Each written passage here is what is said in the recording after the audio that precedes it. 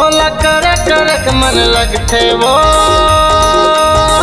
रानी तो संग बात रे वही मुलाकात ना रानी तो संग बात वो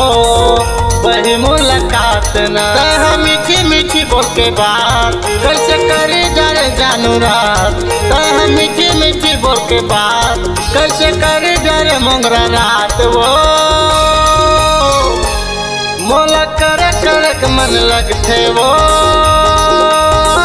रानी तो संग बात रे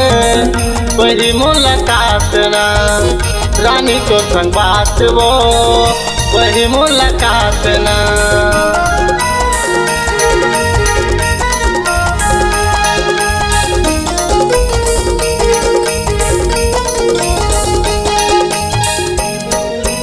एक चूड़ी लबरी कर जब भीतरी मत हम समागे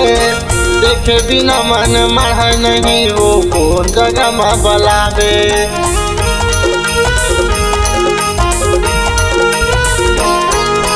एक चूड़ी लबरी कर जब भीतरी मत हम समागे देखे बिना मन मढ़ नहीं वो कौन जगह में बलावे। देखे बिना मन माह नहीं वो कौन जगह में बलावे।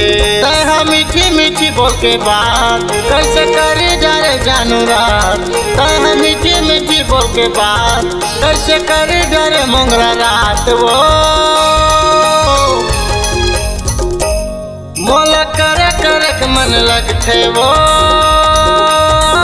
रानी तो संग बात रे वही मुलाकात ना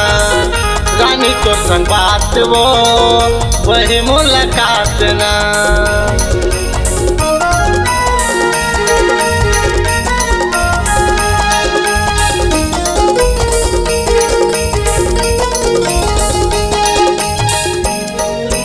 खड़ खड़ तोला देखत रहे बैठे रहे आमा छामा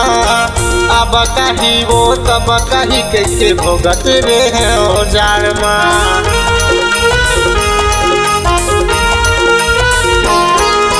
खड़ खड़ तोला देखत रहे बैठे रहे आमा छामा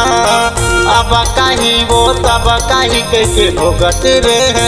जार अब कही वो तब कही कैसे भोगत रहे जार मीठी मीठी बोल के बात कैसे करे जारे जानू रात मीठी मीठी बोल के बात कैसे करे जारे मोंगरा रात वो रानी तो संग बात रे वही मुलाकात ना रानी तो संग बात वो वही मुलाकात ना रानी तो संग बात रे वही मुलाकात ना रानी तो संग बात वो वही मुलाकात ना रानी तो संग बात वो वही मुलाकात ना।